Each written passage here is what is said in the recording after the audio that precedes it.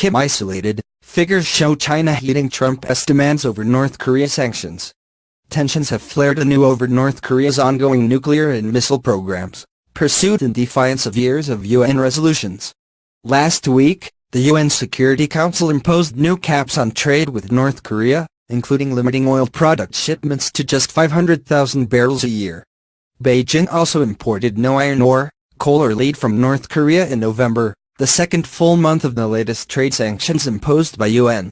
China, the main source of North Korea's fuel, did not export any gasoline, jet fuel, diesel or fuel oil to its isolated neighbor last month, data from the General Administration of Customs showed on Tuesday.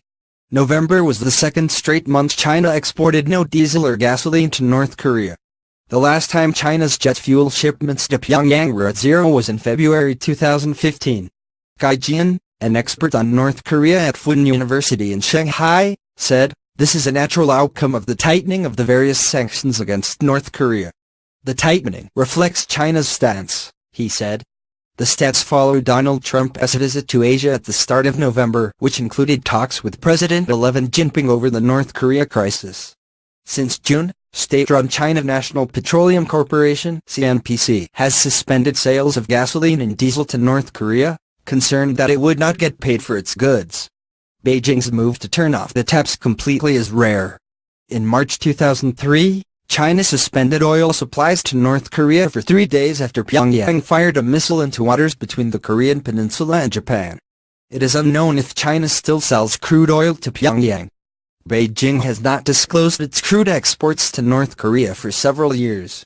Industry sources say China still supplies about 520,000 tons, or 3.8 million barrels, of crude a year to North Korea via an aging pipeline.